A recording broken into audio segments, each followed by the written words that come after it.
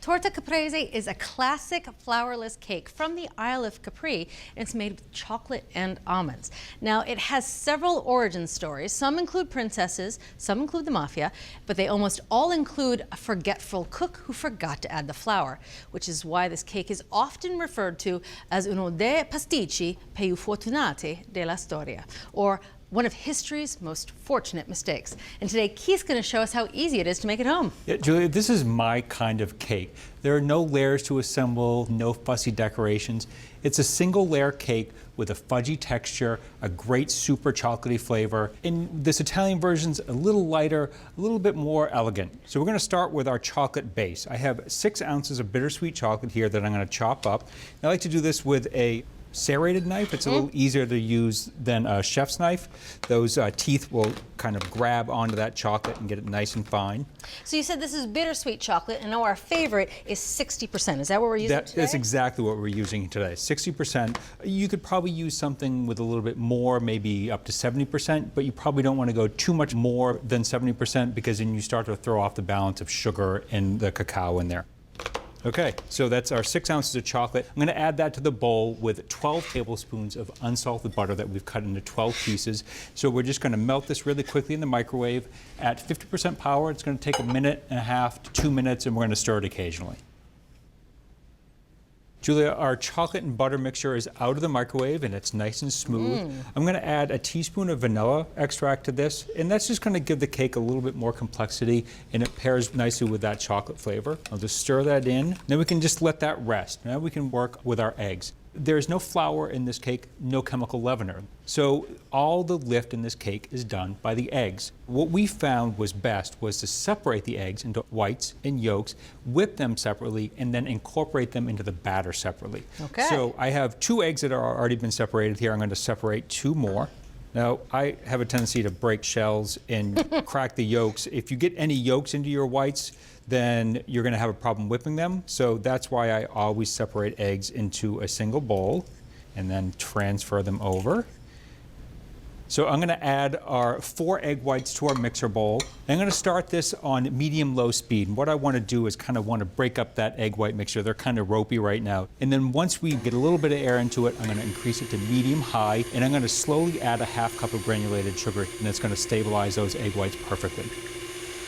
So you can see it's been about a minute, and we've started to get those egg whites foamy. Now it's time to add 1/2 cup of sugar. I'm going to add this slowly with the mixer running at medium-high speed. Okay, it's been about 4 minutes. These egg whites have increased in volume and they're nice and glossy. They should hold a fairly nice stiff peak. Now I'm going to transfer this over to this large bowl here. That's going to add a ton of volume to this cake. If I can ask you to set that aside. Sure thing. Now we are going to whip our egg yolks. We have our 4 egg yolks. We'll put that into the bowl. And I have another 1/2 cup of granulated sugar here. And I don't have to add this slowly. I can add this right at the same time as the yolks. We're also going to mix this on medium-high until it's light and fluffy and we have air incorporated into the yolks as well. And that should take about 3 to 4 minutes.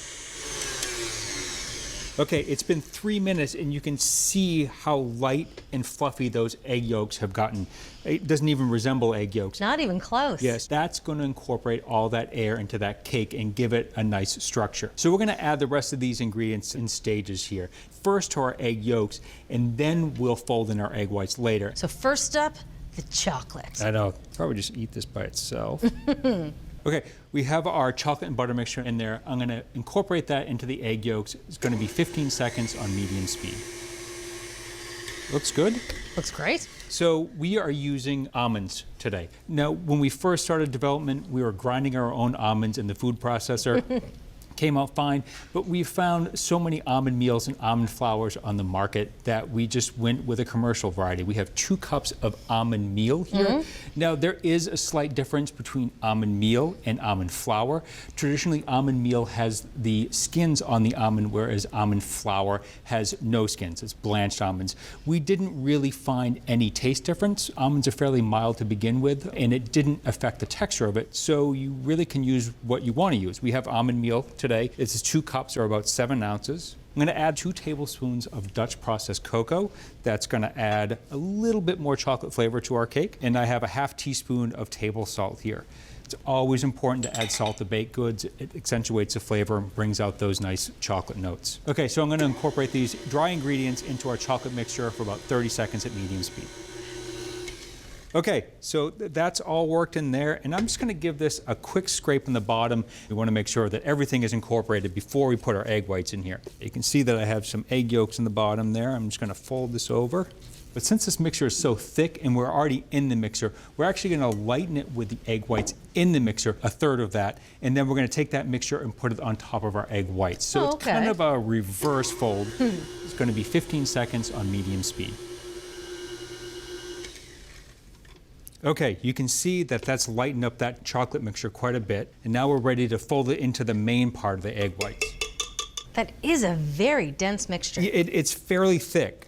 Smells good. Okay, now I'm going to switch over to a rubber spatula that's a little wider. It's a little easier to fold with. So cut down through the center, sweep up the sides. When you're folding in whipped egg whites, you want to do it very gently so you don't lose that loft. This is looking pretty good here. So we're going to bake our cake in a 9-inch springform pan, which we've sprayed with vegetable oil spray. So with a springform pan, we can loosen the sides, take it off, and we don't have to worry about breaking our cake. Makes sense. Okay, it's fairly thick, so I just want to help spread out in the pan. Okay, that looks great to me. So I'm going to bake this in a 325-degree oven for about 50 minutes on the middle rack. I'm going to rotate it halfway through, and we'll test it with a toothpick to see if it's done. The eggs have some heavy lifting to do in that Torta Caprese, since they are the sole source of leavening and structure. And as Keith mentioned, we found it important to whip the yolks and whites separately. Here's why. First, let's take a look at what happens when you whip egg whites.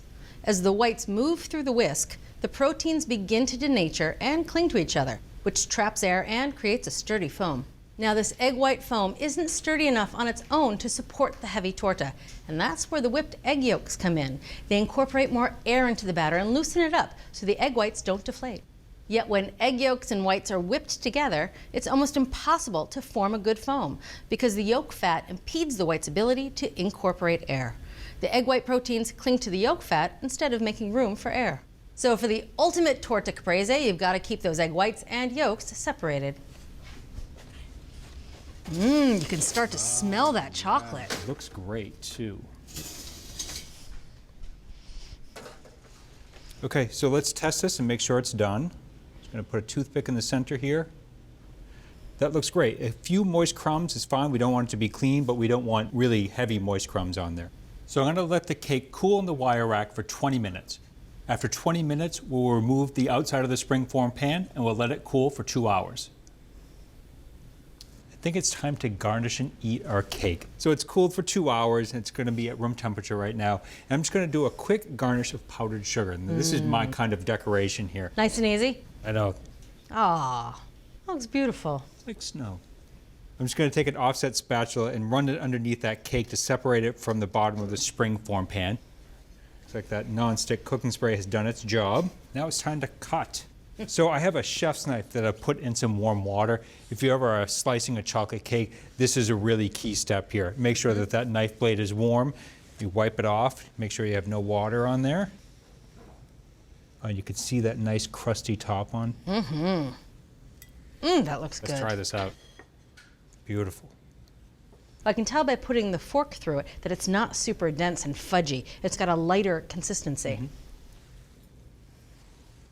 It is such an ethereal texture, almost dissolves on your palate as you eat it, and you're left with this strong chocolate flavor and a little bit of almond. Yeah. That's delicious. And a lot of flourless chocolate cakes are really dense, almost like a brownie. And that almond meal has kind of lightened it up, so it's not so dense, but you don't lose any chocolate flavor. This is my kind of cake.